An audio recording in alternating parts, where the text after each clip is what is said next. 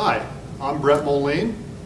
And I'm Dominique Giroux, and this is the first legislative update from the Wyoming Farm Bureau for the 2015 legislative session. This week we started on Tuesday with the swearing in of the legislators, and on Wednesday we had the State of the State address by Governor Mead.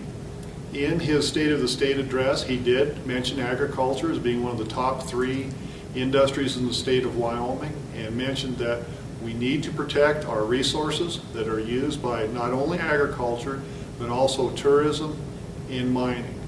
One of the concerns that we have going forward at the state level is the low prices of our oil, gas, and coal. It's been estimated that our revenue streams will be down approximately about $200 million in the coming year.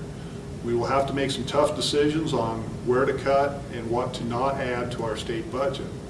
I would like to discuss some of the bills that we've been working on in this last week, this first week of the session.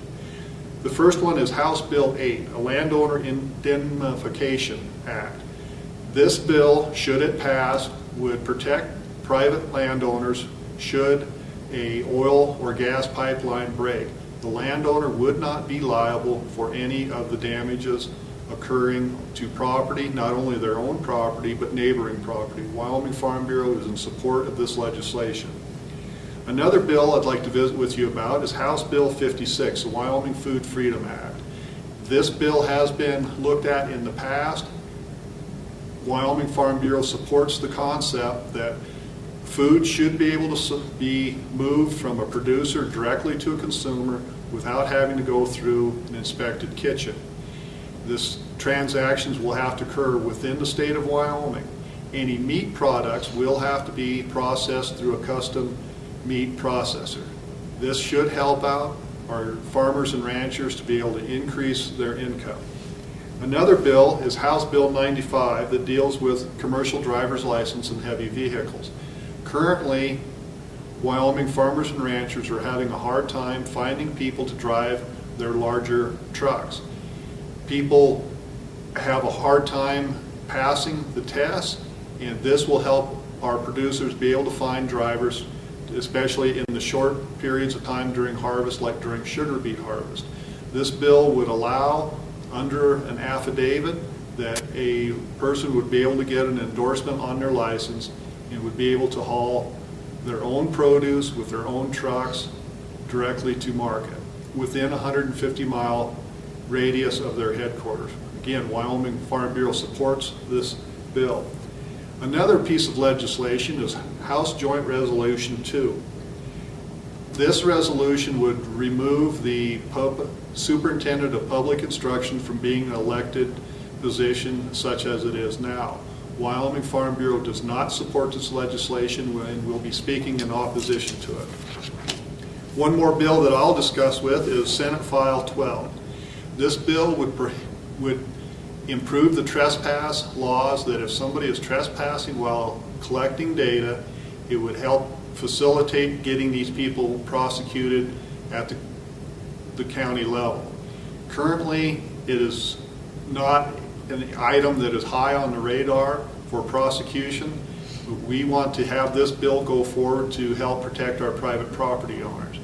Any data that's collected while trespassing will have to be expunged from the record. Wyoming Farm Bureau is firmly in favor of this support. This bill has passed out of the Judiciary Committee and will be on the floor hopefully next week. With that, I'll turn it over to Dominique. Thanks, Brett. I'm going to discuss a couple of the Senate files that have been of interest to Farm Bureau over the past week. Starting with Senate File 30. This would allow the military department to keep money received from grazing fees on Camp Guernsey and other military facilities to go into an earmarked account, which would pay for range improvements, including fencing, water development, and grazing. Farm Bureau is in favor of this bill because it's good for the military and for the ranchers utilizing the range. It's also good for the local economy, providing a dependable source of forage. This bill was considered in the Senate Transportation Committee on Wednesday evening and passed out to the floor. Next, Senate File 43 is dealing with the Wyoming Telecommunications Act revision. Farm Bureau has been closely watching this over the past year or so. The current Wyoming statute is set to sunset July 1st of 2015, but with uncertainty regarding telecommunications at the federal level, it's been difficult to make major changes in the Wyoming Act. This bill would amend the current sunset date from July 1st of 2015 to July 1st of 2019. It would allow time for further research on telecom at the state and federal levels. It also makes some changes to the method for making a determination of competitive services.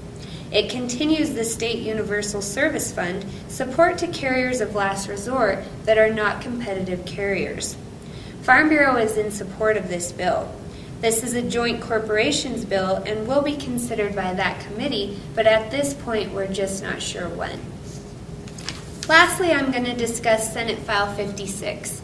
It supports a study on the transfer of public lands to the state of Wyoming by the State Land Office.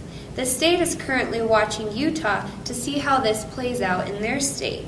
The study would include identifying public lands to be transferred, develop a proposed plan to administer the lands, look at the costs associated with the transfer of the title, revenue sources to pay for the administration and maintenance, and how much PILT money is currently generated from these sources, as well as mineral royalties and leases. Farm Bureau is in support of this study. Senate Ag will be considering this bill. That's all I have for you today regarding Senate bills, but I would like to remind you that the Wyoming Farm Bureau Legislative Meeting will be held February 12th and 13th at the Little America in Cheyenne. We'll be hosting a joint legislative appetizer hour with the Wyoming Rural Electric Association on Thursday evening, and we hope to see you all there. That's all I have for you today. We hope you have a fun, safe weekend, and we'll see you next Friday.